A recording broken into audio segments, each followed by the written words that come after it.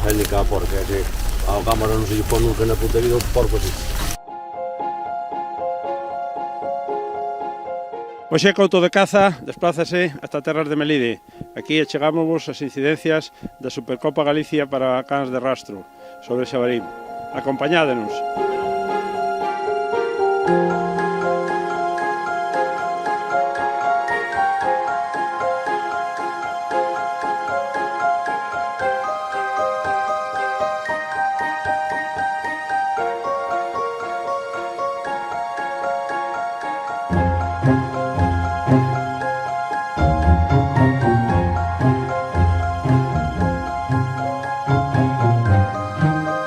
Joaquín Fernández Guerreiro con like. Dorsal 53, Joaquín Villamil.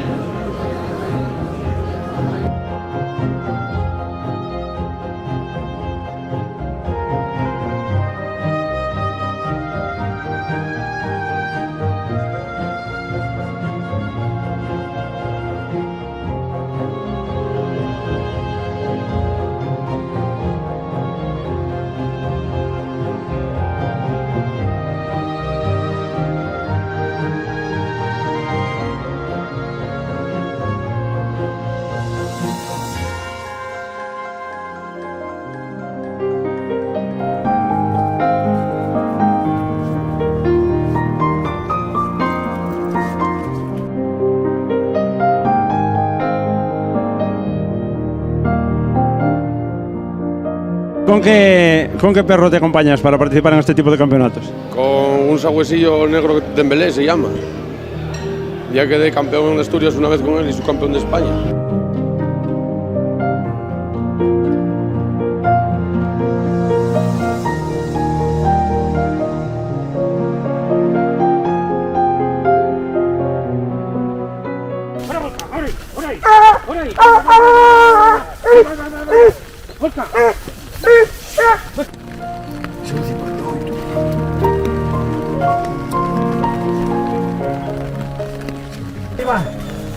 Ahí va.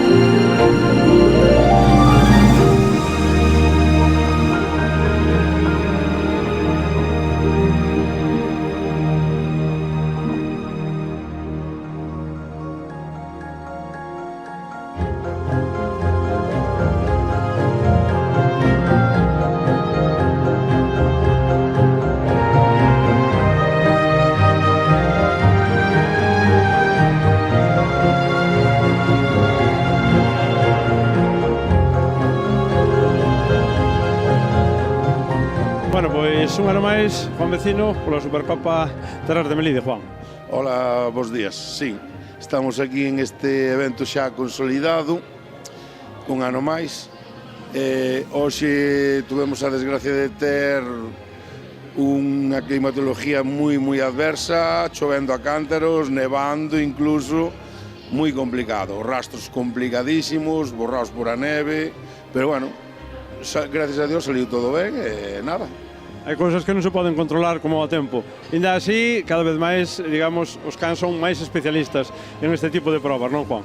Sí, a ver, eu que levo toda a vida en isto, cada vez os CAS se van especializando máis, hai un nivel altísimo, tanto aquí en Galicia como os asturianos que tamén veñen a este tipo de probas, por proximidade, me imagino, o nivel foi moi alto, a verdade que sí, e despois moitísima cantidad de CAS, hai que darse conta que viñeron cerca de 80 CAS, entonces son moitos CAS, moitos participantes, 4 campos, unha final, é dicir, 4 campos máis a final, 5 campos, é un evento que é moi complicado de facer porque, ben sabes, hai que facer o rastro co xabaril e, bueno, moi ben. Pero está claro que detrás de un evento destas características hai un montón de traballo. Moitísimo traballo, é dicir, esos son os que estamos aí fixemos probas, ti sábelo moi ben. Sabemos o traballo que dá. É verdad, tanto como que fixeche probas como juez, como xuiz, pois sabes o traballo que dá. Detrás desto hai unha mobilización grandísima, xa solo buscando as casas sponsoras, buscar a xente para facer o rastro cos xabariles, buscar a xente, os señores xueces, un marketing altísimo que dá a evolución de facer un evento positivo. Bueno, pois como non todo vai ser tan positivo, ahora vamos a entrar no personal. Como valoras a túa actuación no día de hoxe e a do teu compañeiro, lóxicamente, do Camón, Juan? A ver, eu hoxe presentei 2 CAS cruzados de Grifón. O primer can que presentei, a verdad, fixo unha actuación bastante positiva. De feito, pensei que pasaría a final. Foi un pouco decepcionante que o meteron bastante máis abaixo.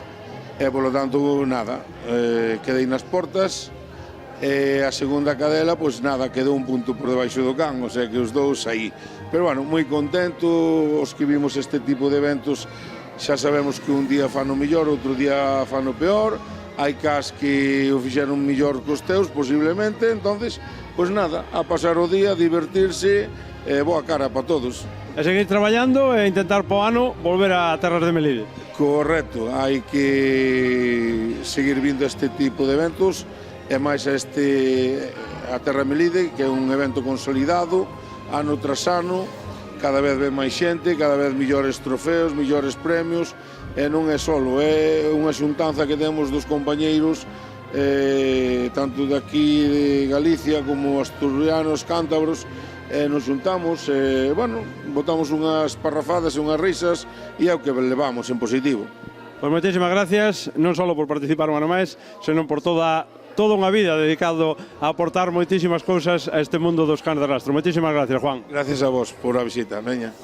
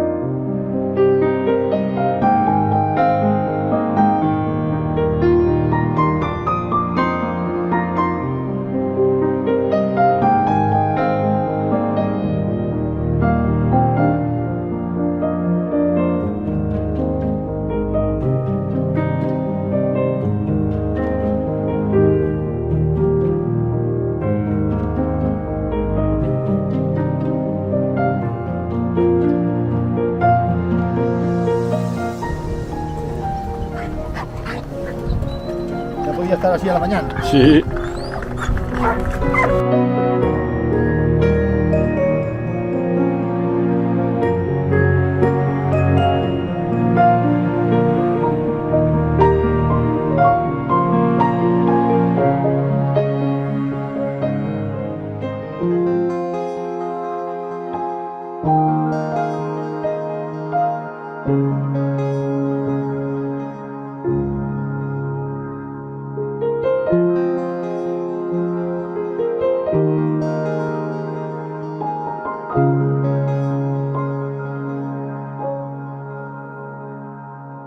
¡Vamos, Aibera!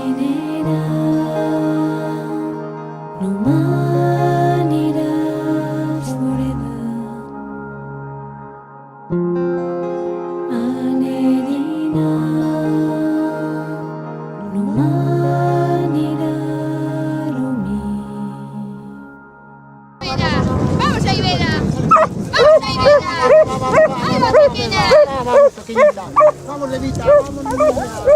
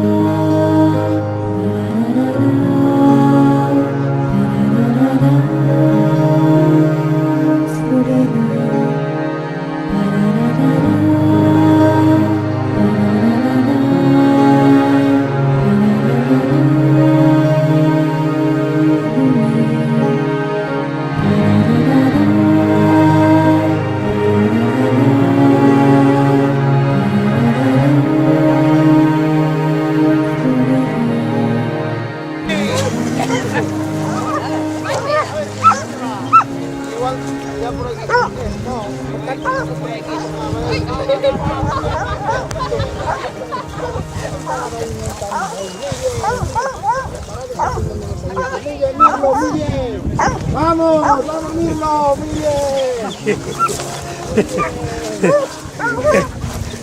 Si no lo mandas, corre como...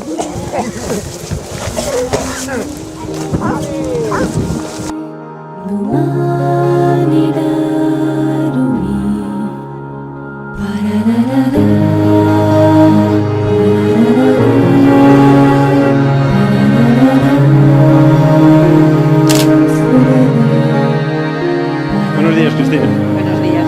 Bueno, disfrutando, creo, por lo que se te ve de feliz y contenta en Terras de Melide, ¿verdad? Claro que sí, y un placer además estar aquí con vosotros. Pudiste comprobar de primera mano el trabajo que hay detrás de este tipo de pruebas, ¿verdad? Sí, sí, estuve en la prueba esta mañana, me tocó ver a los niños, la verdad, que haciendo la prueba del rastro de jabalí y la verdad que me gustó mucho. Bueno, detrás de esto, lógicamente, hay todo un mundo de cazadores. A ti te toca lidiar con nosotros todos los días, entre cazadores y tecores. ¿Qué radiografía haces de la salud cinegética de la provincia de A Coruña, Cristina? Yo solo tengo buenas palabras para vosotros, la verdad, estoy dicha, porque es que no puedo decir otra cosa. Creo que movéis mucha gente, el ambiente es bueno, sano, creo que lo hacéis bien, intentáis trasladar un deporte que creo que es bueno, en el sentido de que lo que queréis transmitir es que queréis mantenerlo, queréis mantener que se siga habiendo una descendencia en este tipo de actividades y que la gente lo vea como algo que no es malo, como mucha gente piensa, y yo creo que lo estáis haciendo bien. Hay muchísimos valores, digamos, intrínsecos a la actividad cinegética, ya sea amistad, compañerismo, disfrutar de la naturaleza. Todo eso puede meterse dentro de la actividad cinegética, ¿verdad, Cristina? Yo creo que sí, y creo que lo estáis consiguiendo. Además estáis reuniendo, o sea, de hecho ya veis, aquí esto parece una boda. Sí, nos faltan los novios. Otra cosa, como no todo van a ser ventajas, ¿cuáles son, digamos, los problemas donde hay que incidir a resolver dentro de la actividad cinegética, como puede ser ese traslado de la imagen social de la caza? A ver, creo que es verdad que hay una imagen mala, hay cosas que hay que arreglar, es verdad, las leyes están todavía poco precarias y vosotros, o los cazadores en este caso, hay una población generacional obsoleta un poco y hay cosas que hay que cambiar. Entre ellas, como bien hace referencia, el relevo generacional, que parece que cada vez le cuesta más a los jóvenes incorporarse a la actividad cinegética. Los jóvenes y los no tan jóvenes que tienen que dar una imagen a veces mejor de la que será. No, lo que está claro es que parte de la imagen, o de la mala imagen, o de la dudosa imagen que tiene la sociedad del colectivo, es responsabilidad del propio colectivo, lógicamente. Eso, lo más fácil es echarle la culpa siempre a los demás, y en este caso incluso a los políticos, pero bueno, tenemos que asumir el mea culpa y hacer un ejercicio de responsabilidad. Exactamente, no es de los políticos, es de los cazadores, los propios cazadores. Lo que sí está claro, y lo que vamos a aprovechar para pedirte, lógicamente, es que los cazadores también siempre necesitamos el compromiso de la Administración para entre todos y todos juntos ser capaces de llevar esta actividad a buen puerto. Cristina. Pues de eso se trata, que entre vosotros y entiendo que nosotros, la Administración, pues que podamos llegar a un entendimiento y que salga todo para adelante y todos entre todos, pues podamos llegar a un entendimiento y que salga todo bien. Pues muchísimas gracias, un auténtico placer, no solo honrarnos con tu presencia, sino compartir con nosotros este día. Muchísimas gracias, Cristina. A vosotros, un placer. Gracias.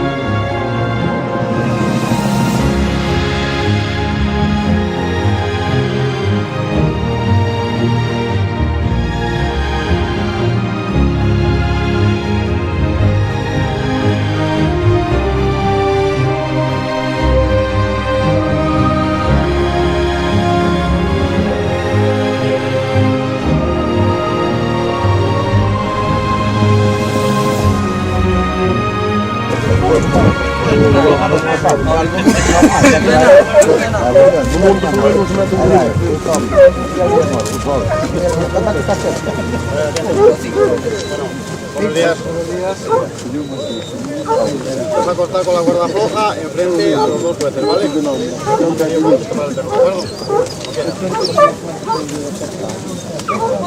Si queréis venir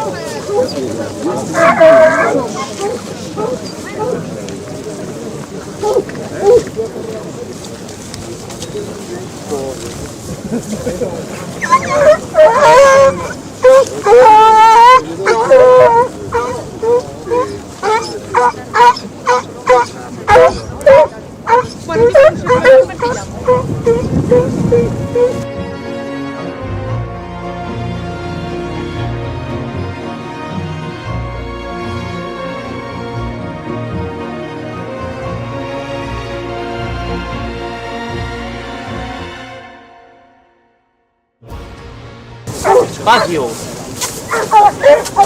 Ay, ay, ay, ay.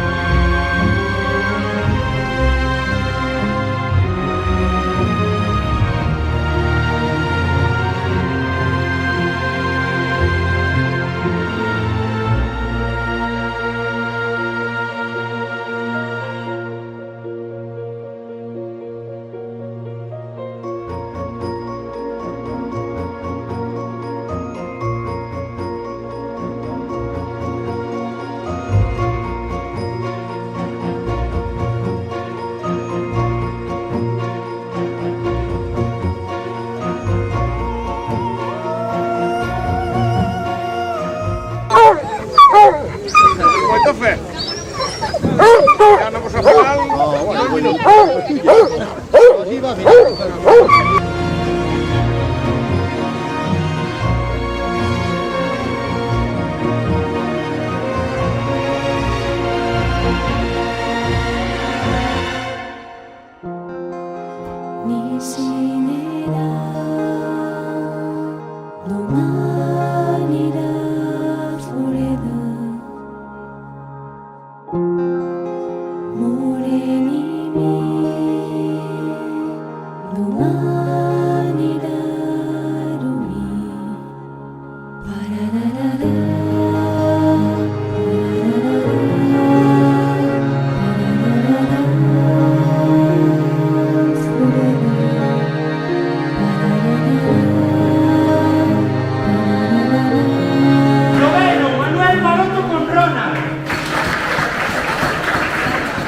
Octavo, Álvaro Fontela con Lito.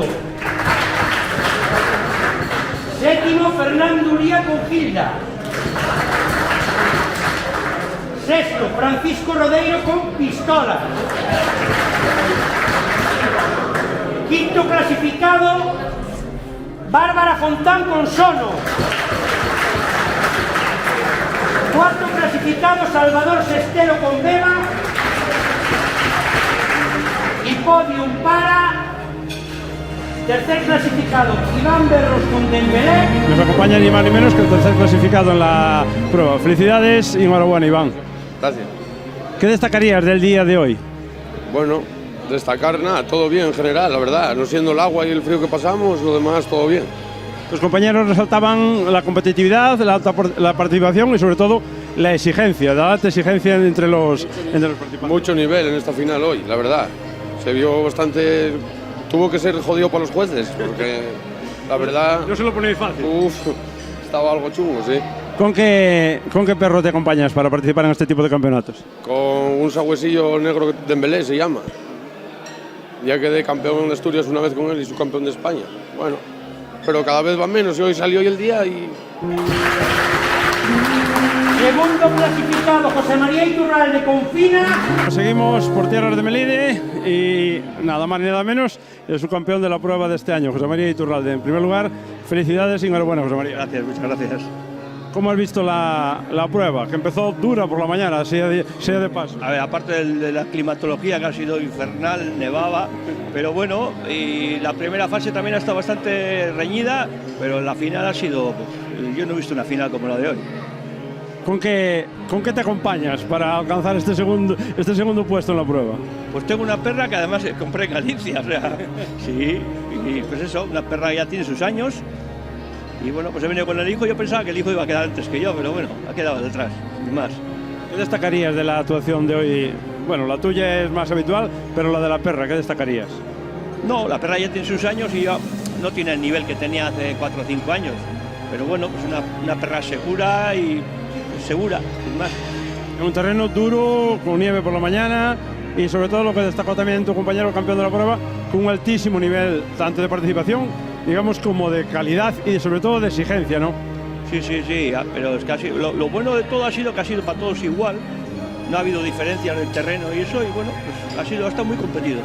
Es un poco lo que se busca en este tipo de pruebas. Un día gana uno, otro día gana otro, porque la suerte también influye, ¿verdad? Hombre, la suerte, el sitio, el juez, todo. Sí. Pues muchísimas gracias, felicidades y por lo menos te esperamos el año que viene en Terras de Melide, ¿te parece? Pues estaremos aquí otra vez. Aquí nos atienden bien encima. Pues muchísimas gracias por acompañarnos. Gracias, José María.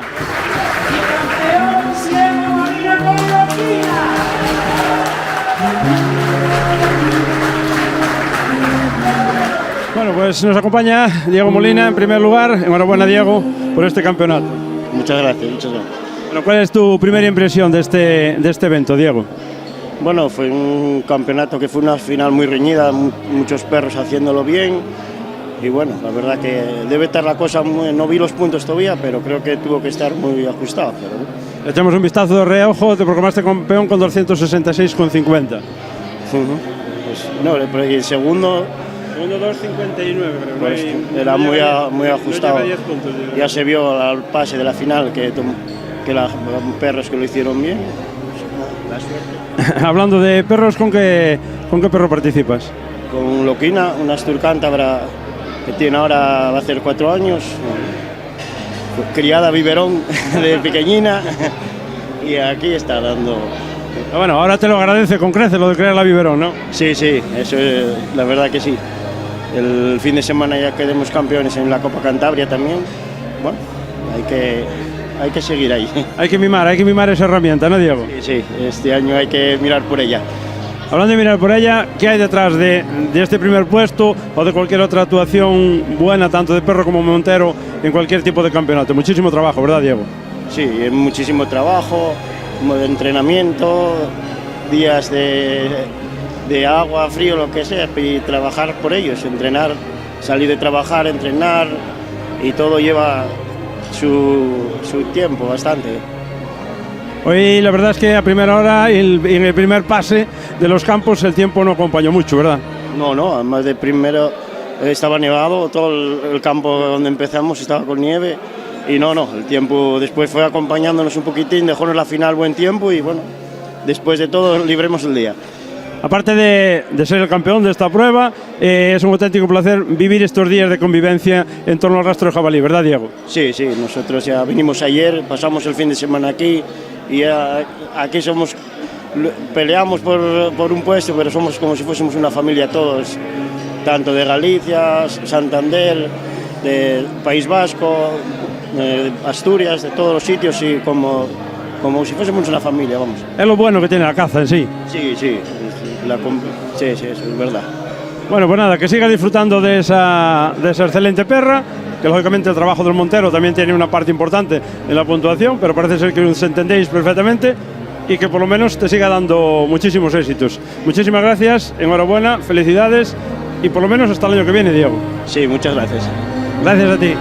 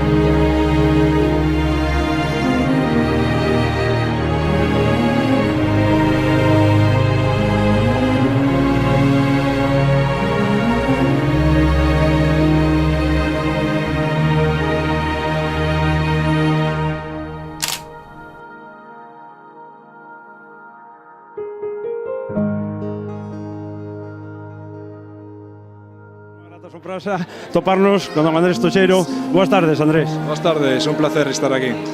Bueno, falando de estar aquí, a primeira impresión, como cambiou o mundo do rastro do xabaril desde os primeiros inicios, Andrés? Do que hai que decir que fuches un auténtico pionero. Sí, a verdade é que mellorou como é natural que mellorara, ¿no? Porque pasaron 30 anos, 31 concretamente, ¿no? Entón, bueno, pues, cando empezamos non había nin reglamento, que houve que facer a posteriori, e logo despois publicou na Federación Nacional de Caza, ¿no? A verdade é que hai moi bon nivel, Si acaso mellor había que adaptar os exercicios un pouco máis á caza, ¿no?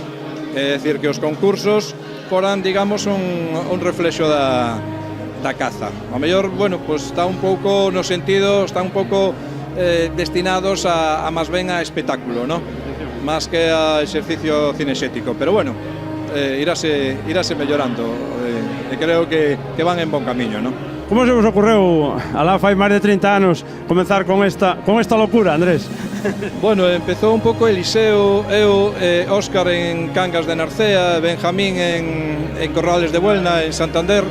A idea veo de Francia, a idea veo dos franceses, que xa facían concursos con jaurías, con realas, e máis empezaban a facer algo de traílla, ¿no? Pero non lles daba moi bo resultado, porque non era fácil. Visto desde ahora, desde esta perspectiva, todo parece moi fácil, ¿no? Pero cando se implementa un proxecto, unha idea, aparecen moitos inconvenientes, e non solamente relacionadas co regulamento, sino un pouco con con cousas da organización mesmo e dos xabaríns. Como conseguíamos facer un rastro con un xabarín, non? E dixen un pouco antes na entrega de premios que houve incluso ideas de leválo nunha carretilla, cos pés de fora para que fixera o cheiro e tal, non? Pero logo despois de leválo nun cabalo, de leválo pois atado con dúas cordas, de leválo para unha finca e terlle ali fango deste de bañas naturales para que tuvera bon olor. Bueno, houve ideas de todo tipo, non? Bueno, foi evolucionando hasta os nosos días que creo que vai ben, pero como digo antes, é mellorable todo, Falando de ideas, para os machos un montón de ideas nese libro de Andrés Toxeiro. Sí, a verdade sí, que houve un montón de ideas, tamén de concursos relacionados co xabarín, pero de suelta, as 48 horas de traílla, que non se chegou a celebrar, os concursos de traílla con xabarín do monte, todo foi creado pois polos mesmos inventores, digamos, non? Repito, Eliseo en Asturias, Óscar en Cangas, Benjamín en Corrales de Buelda, en Santander e eu aquí en Galicia, non? Días como de hoxe, con preto de 100 participantes nunha proba como a que se vai celebrar aquí en Melide, incluso eses 21 can finalistas, que a verdad, bueno, que é mellor con experto para decilo, pero demostraron un altísimo espectáculo e sobre todo unha gran exigencia nas súas actuacións. Sí, a verdade é que sí, a verdade que eu vin a final nada máis, pero, bueno, moitísimo nivel, non? Tamén é verdade que creo que o rastro era bastante fácil, non? Era das primeiras horas da mañá e aí houve debate. Hai unhos anos houve bastante debate encendido, no sentido de facer finales máis duras, máis difíciles e non espectaculares, non? Para expertos, para xente moi purista, moi puntillosa e que bueno, finales donde pasaban nada máis que ao mellor ou traballaban o 10% ou incluso menos dos cans, non? Hoxe prácticamente traballaron todos na final, creo que menos un ou tal, bueno, 99%, non?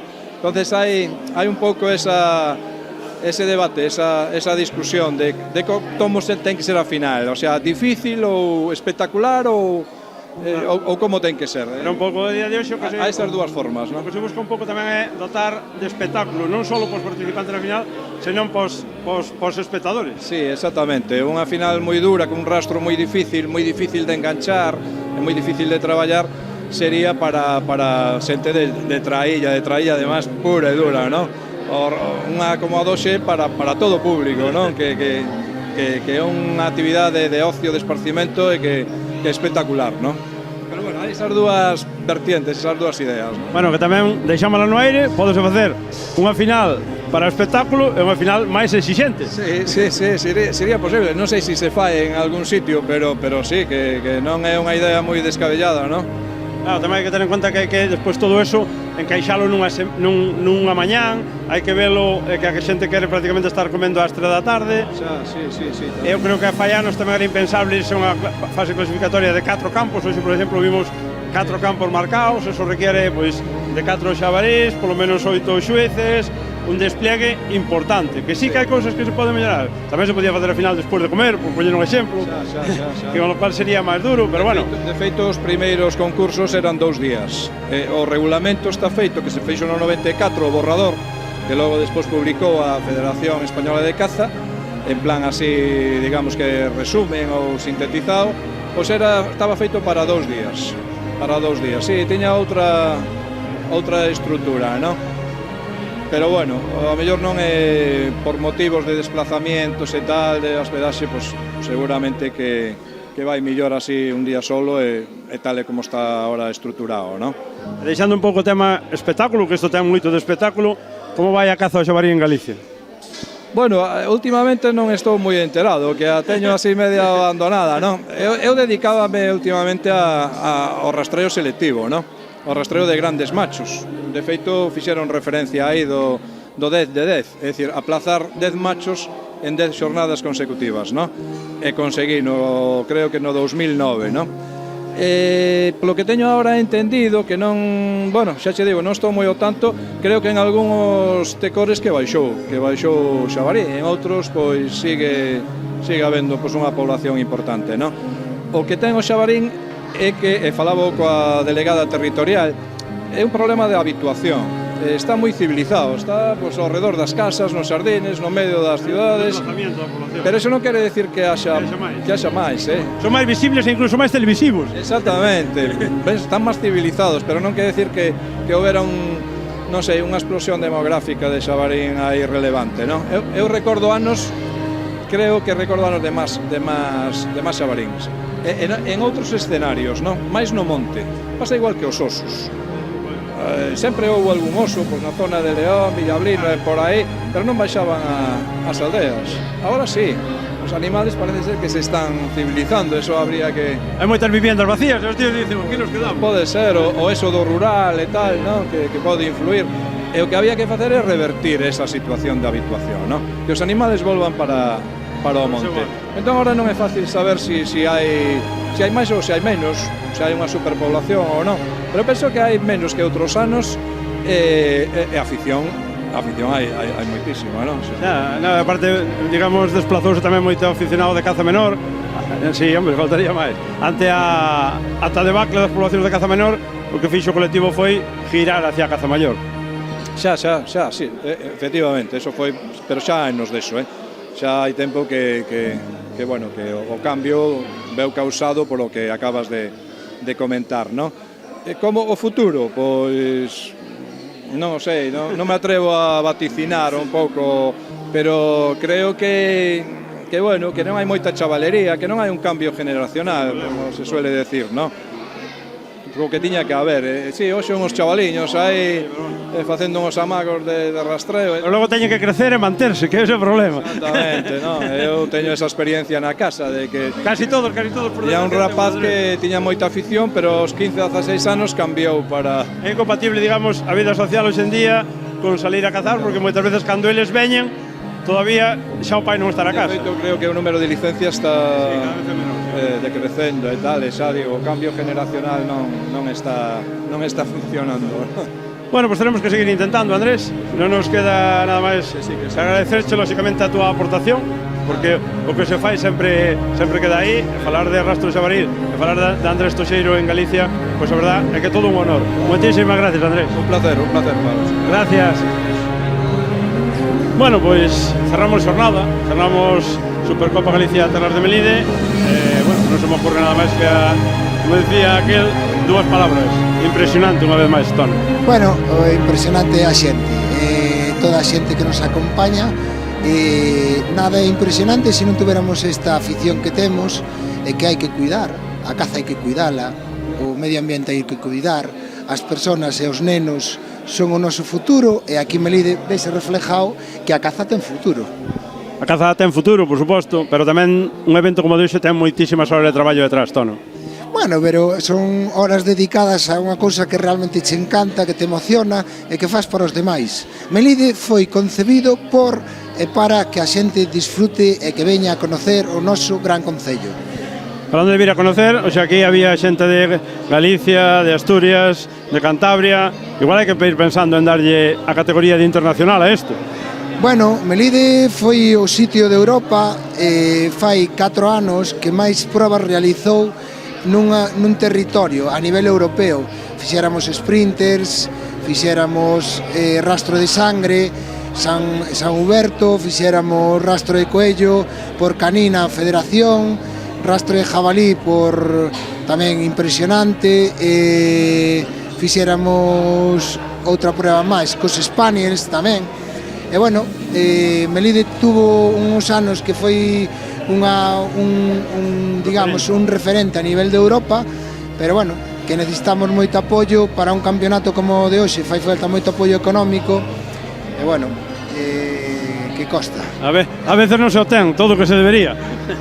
No, pero bueno, o telo en recompensa, eu sempre dicía que Melide era moi agradecido porque nos recompensaba con personas e vindo a nosa casa. Falando da vosa casa, a opinión xeralizada é que isto é un auténtico espectáculo, pero isto ten un problema. Como se mantén este nivel, Toni?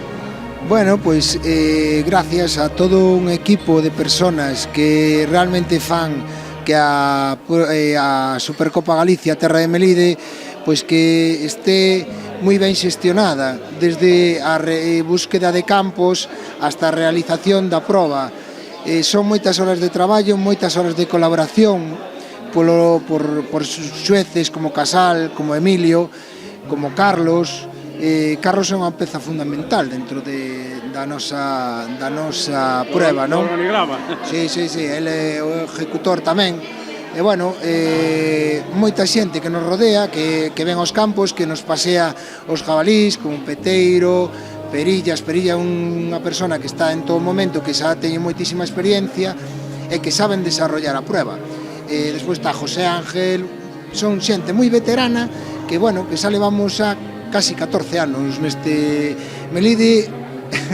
Cando volvemos a vista atrás, realmente emocionanos, porque Melide empezou da nada, tendo en 2-3 días moitísimas actividades. Aquel día pensei que me daba un infarto, pero bueno, agora xa levamos máis relajados, que son moitos anos de experiencia.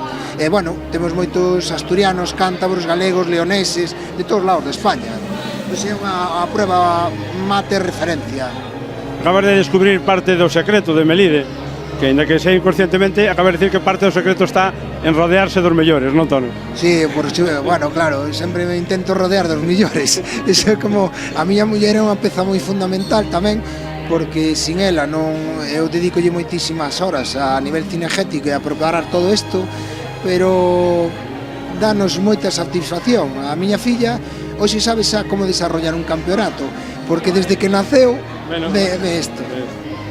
Bueno, pois eu creo que non hai nada máis que decir, está todo dito, o día foi un auténtico éxito, e se queda algo que decir é desde outra parte, que é, de verdad, darche as gracias de corazón por tratarnos como na nosa casa, por poñer toda a carne no asador en que este tipo de eventos saian adiante, sobre todo, ca éxito, co traballo e co esfuerzo que sabemos que che supón, Tono. Esta é a casa de todos os cazadores, de toda a xente que queira vir. Aquí nunca sobra nadie, falta a todos.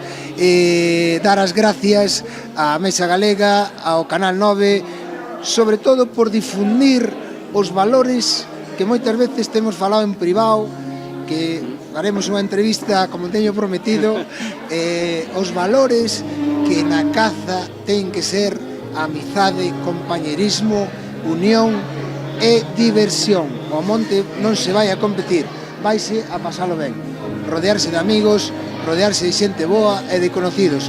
Gracias a vos por a labor de difusión, volvo a repetir, que estades levando a cabo. Moitas gracias a todo o mundo. Tes un problema, que vamos a volver a terras de Melide, Toño. É a vosa casa, como vos digo, é a túa casa e a vosa casa, a casa dos telespectadores que moi amablemente veñen tamén e nos ven. Moitísimas gracias, Toño. De verdad. Ya está. Hello, darkness, my old friend. I've come to talk with you again. Because a vision softly creeping left its tears while I was sleeping, and the vision that was planted in my brain still remains within the sound of silence. In restless dreams I walked alone, narrow streets of cobblestone, near the halo of a street lamp. I turned my collar to the cold and damp, when my eyes were stabbed by the flash of a neon light that split the night, and touch the sound of silence, and in the naked light I saw 10,000 people, maybe more. People talking without speaking, people hearing without listening, people writing songs that voices never share. No wonder disturb the sound of silence. Fools that I do not know, silence like a cancer grows. Hear my words and I might hit you.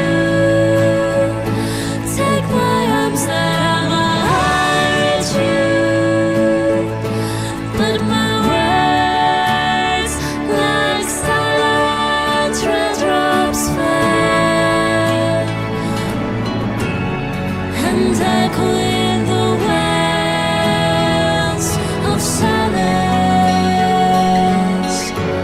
And the people bowed and prayed to the neon god they made.